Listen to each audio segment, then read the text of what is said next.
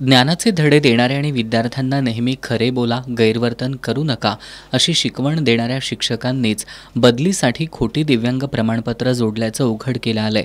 कोल्हापूर जिल्हा परिषदेकडील तब्बल 26 शिक्षकांनी हा कारनामा केलाय। यातील 4 शिक्षकांना यापूर्वीच निलंबित करण्यात आलंय, तर उर्वरित 22 शिक्षकांवर कारवाईची प्रक्रिया सुरू करण्यात आली आहे। या शिक्षकांना कारणे दाखवा नोटीस देखील बजावण्यात आल्यात। या शिक्षकांवर आता कारवाईची टांगती तलवार असून या शिक्षकांवर फौजदारी स्वरूपाची कारवाई होण्याची शक्यता असल्यामुळे खळबळ उडाली आहे। इतर 22 शिक्षक असे आहेत की ज्यांचे रिपोर्ट आम्हाला मिळाले। त्याच्यामध्ये 3-4 कॅटेगरी आहेत की व्हेरीफाईड अँड फाउंड इनकरेक्ट, म्हणजे इनकरेक्ट त्यांचे UDID कार्ड मिळालेलं आहे।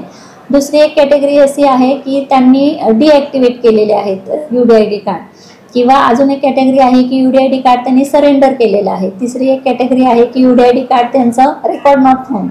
असे वेगवेगळे रिपोर्ट आमच्याकडे 22 शिक्षकांचे प्राप्त झालेले आहेत। तर ह्या 22 शिक्षकांच्या बाबतीमध्ये आम्ही आज त्यांना नोटीस देणार आहोत।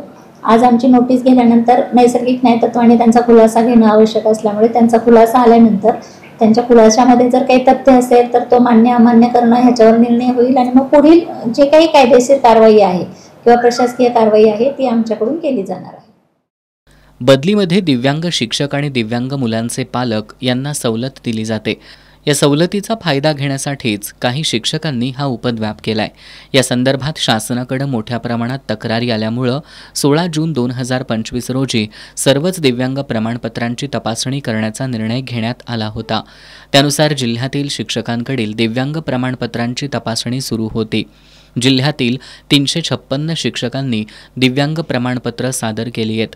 त्यापैकी 26 प्रमाणपत्र बोगस निघाली आहेत।